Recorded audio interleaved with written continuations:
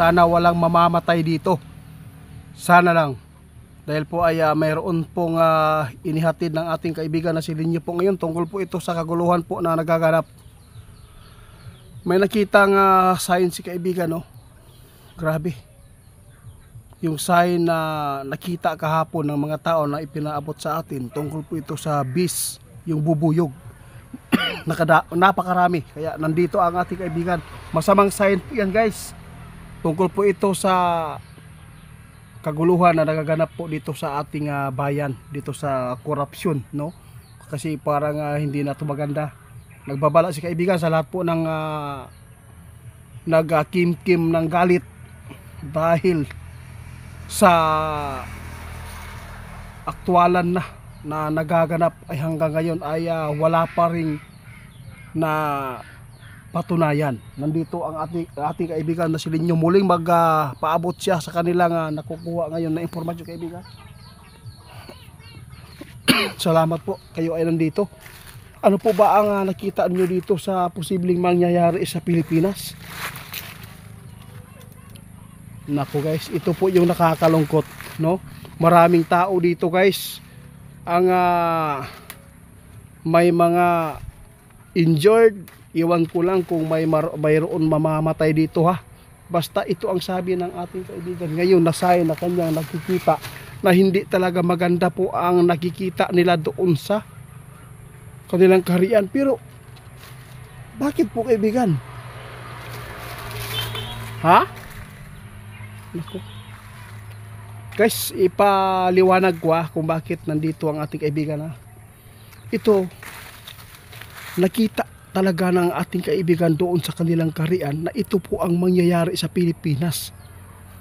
Kung magkabukingan na po ang mga totoong salarin po dito ngayon, guys, posibleng maraming tao ang bumaliktad nito para mag people power. Ito po yung tandaan ninyo sa lahat po ng makapanood. Huwag po kayong sasama muna kung may mga anak kayo, kung may mga sakit kayo sa puso, kasi si kaibigan mismo ang ngayon nagpaabot si kaibigan Linyo dahil sa nakikita nilang mangyayari na hindi talaga maganda po sa kanilang kaharian ngayon, kaibigan.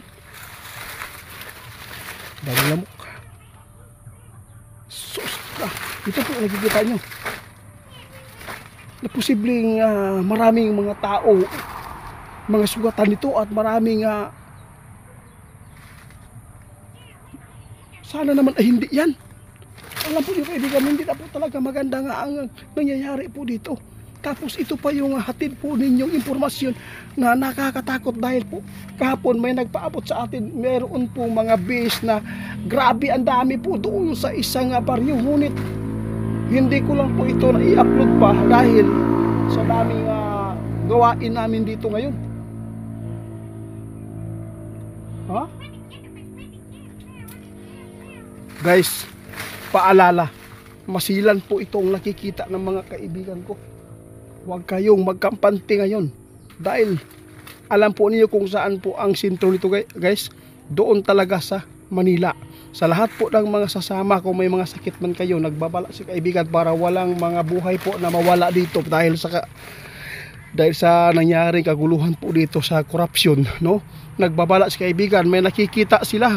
Alam po niyo, guys, mayroon pong ipinapaabot si kaibigan po dito, ha, na mga babala doon sa kanyang prediction na mangyayari si BBM ay matutulad talaga sa kanyang tatay nung yung tatay pa niya yung namumuno sa Pilipinas. Ngayon naman natakot si kaibigan kasi baka daw mayroon pang mga mamamatay ditong mga tao dahil sa kaguluhan na nakikita nila dito, lalo na may sign pa, kaibigan. Nakakatakot ito. Ito po yung malala, guys, na nakikita ng mga kaibigan natin na hindi talaga dapat po ay magpadala sa bugso ng damdamin. Kung protesta tayo, kung tayo sa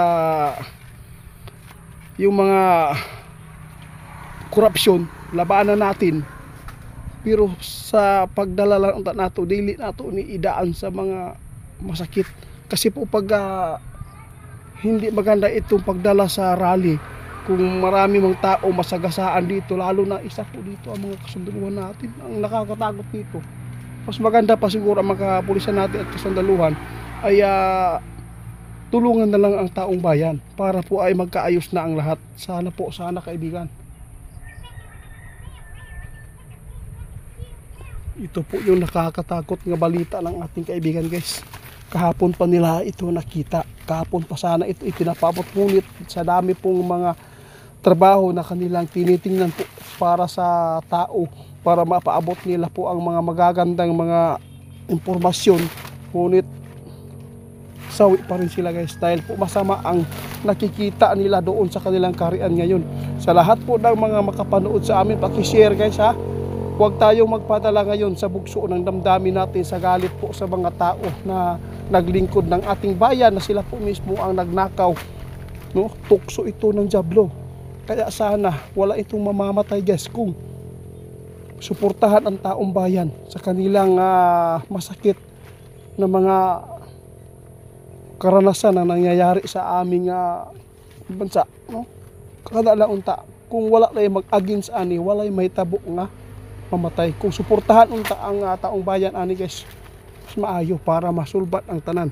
Kung dili ni matarong, guys, daghan mamatay ani, guys, tungod aning magkabukingan, bisag naa nagani ang mga nagpatutuo, no? Paligid-ligiron ra gyapon ang pagtugis aning mga kawatan.